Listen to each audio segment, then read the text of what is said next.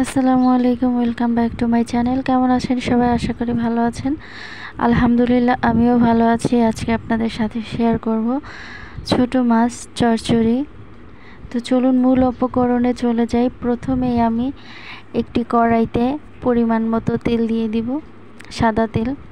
আর বেশ কিছু কাঁচামরিচ পেঁয়াজ দিয়ে দিব। কাঁচামরিচটা একটু বেশি করে দিব, বেশি পরিমাণে দিব। হালকা একটু ভেজে নেব, জাস্ট কাঁচা গন্ধটা যাওয়া আগ পর্যন্ত ভেজে নিচ্ছি।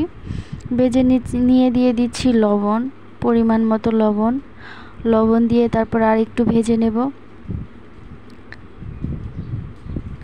তো আমার ভিডিও আপনাদের ভালো লেগে থাকলে অবশ্যই লাইক, কমেন্ট, সাবস্ক্রাইব করবেন। যারা অলরেডি করে ফেলেছেন তাদের সবাইকে অসংখ্য ধন্যবাদ। যারা এখনও করেননি প্লিজ আমার চ্যানেলটিকে সাবস্ক্রাইব করে দেবেন, পাশের বেল আইকনটি বাজিয়ে দেবেন। তো সবাইকে অসংখ্য ধন্যবাদ। পুরো ভিডিওটি দেখবেন আশা করছি। আর যদি আমার চ্যানেলে কোনো ভিডিও ভালো লেগে থাকলে অবশ্যই শেয়ার করে দেবেন, সাবস্ক্রাইব করে দেবেন, আর লাইক কমেন্ট করতে ভুলবেন না। তো কথা বলতে বলতে হলুদের গুঁড়া, মরিচের গুঁড়া, ধনিয়া গুঁড়া সব একসাথে দিয়ে দিয়েছি। একটু করে পানি দিয়েছি মশলাটা কষিয়ে নেওয়ার জন্য। তো মশলাটা কষানো হয়ে গিয়েছে। এ পর্যায়ে আমি একদম চিকন করে ধুন্দুল কেটে রেখেছি একটা। তো সেই ধুন্দুলটাকে আমি দিয়ে দিয়েছি।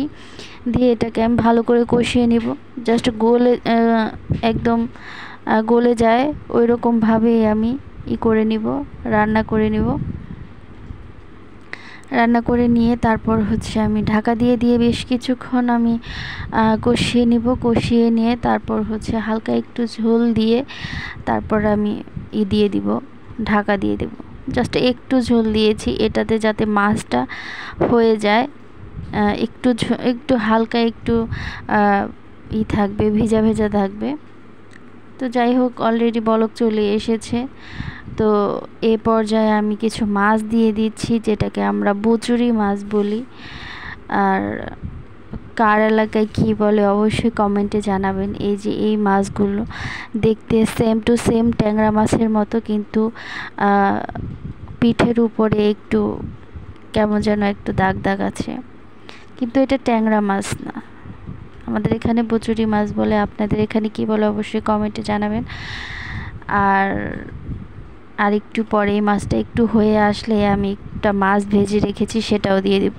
ওটা শিং মাছ।